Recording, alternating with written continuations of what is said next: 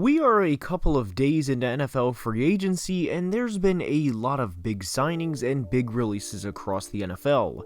J.C. Jackson is now a Charger, Zadarius Smith returned to the Ravens, Carson Wentz is a Commander, and of course Deshaun Watson will be somewhere soon.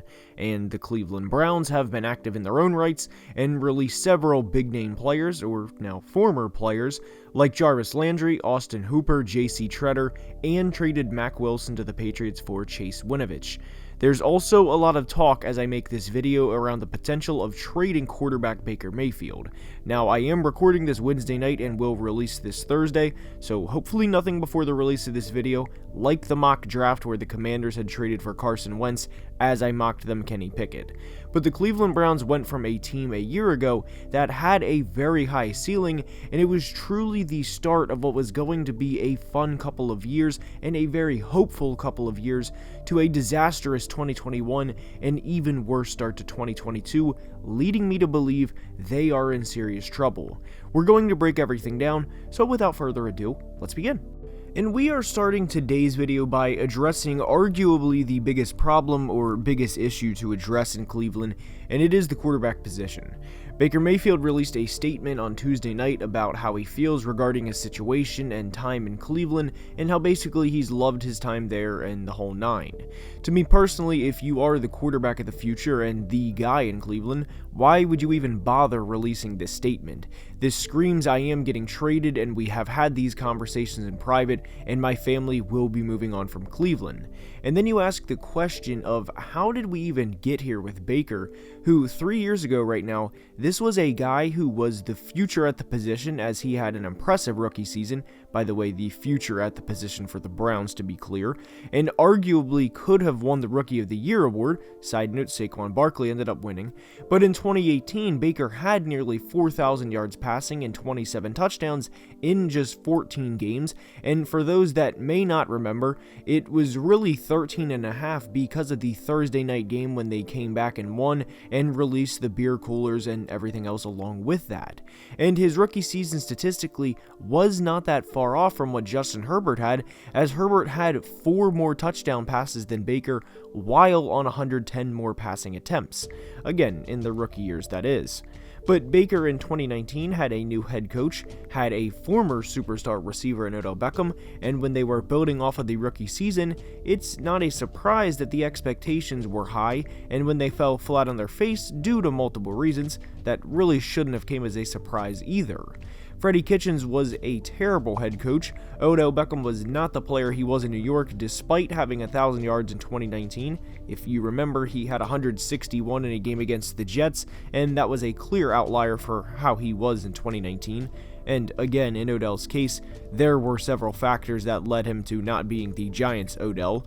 But heading into 2020, after a tumultuous 2019, they had a new leader in charge in Kevin Stefanski, a cool, calm, collected guy that had had success with Kirk Cousins of all quarterbacks, and he was going to have an offense that, from a personnel standpoint, wasn't that different from what he had in Minnesota.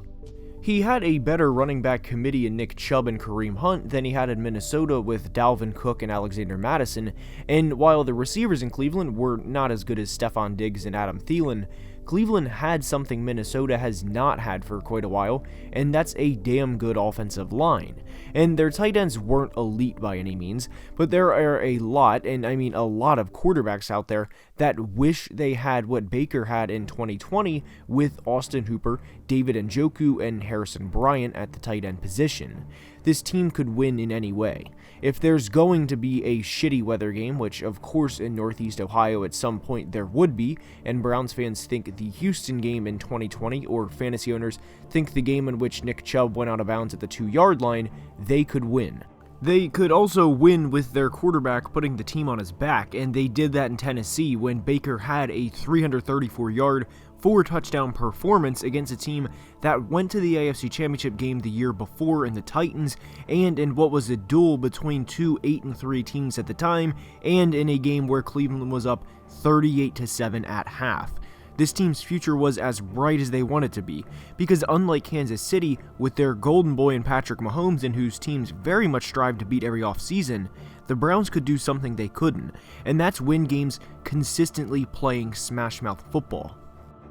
And yet, here we are with the front office effectively having to blow everything up for really numerous reasons, but with Jarvis Landry, a player who was a locker room leader and a player who helped rebuild the Browns and install that attitude they've had after going through the real muck and the real shit years they had back in the 1-31 and 2 season span days. And center J.C. Tretter, who is one of the league's most intelligent players, and a center who teams will covet in free agency at just 31 years old. The Browns are pretty much saying we are going to rebuild with all of these moves, and it is fair to say Baker Mayfield hasn't been dealt the best of hands since entering the NFL. And obviously not everyone gets these perfect situations, and sometimes the fact of the matter is players have unfortunate luck. But in Baker's short 4-year career, he's had 3 head coaches in 4 years, with 2 of them being Hugh Jackson and Freddie Kitchens. And the only year in his career he had a repeat head coach was this past year in 2021, where he had a string of injuries, including a torn labrum, which, affects what he's supposed to do, which is throw the football. So why the Browns are moving all of these pieces, and why Baker Mayfield is signaling his days are over in Cleveland is baffling to me. I don't understand the thought process of potentially moving Baker when he plays a lot better as an underdog and with a chip on his shoulder.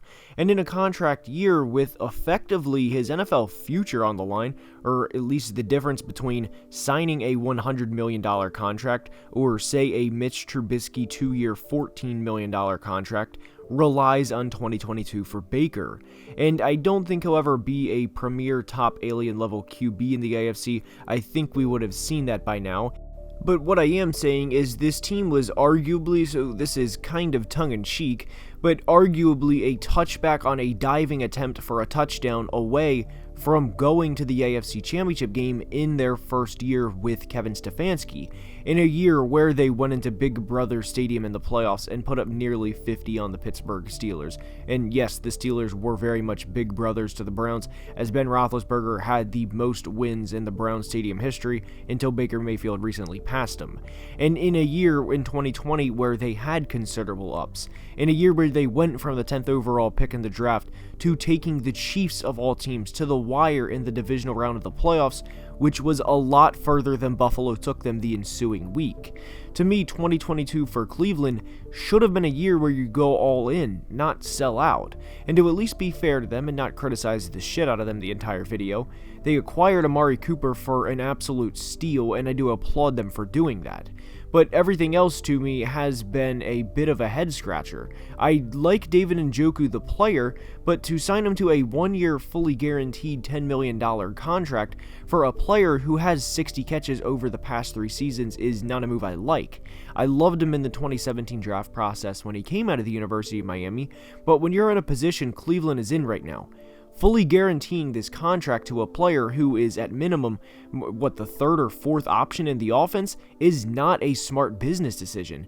You have Nick Chubb and Kareem Hunt and lost Jarvis Landry and Rashard Higgins, and this is the path they choose with a former number 1 overall pick starting career in limbo. I don't get it. I truly do not get it.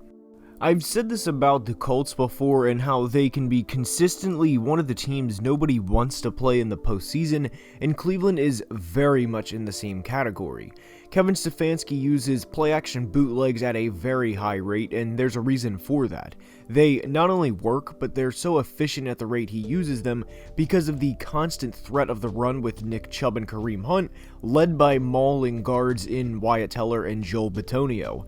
The naked bootleg is a staple in those offense due to this, and the reality is with Cleveland, they can have and should have a lot of 9, 10, 11 plus play drives, resulting in touchdowns because of how hard it is to keen in on this offense. I do think they will end up drafting Garrett Wilson or the best available receiver at pick 13, but after that, in terms of their draft plans, who knows at this point in time? Do they now go interior offensive lineman? Who knows, right?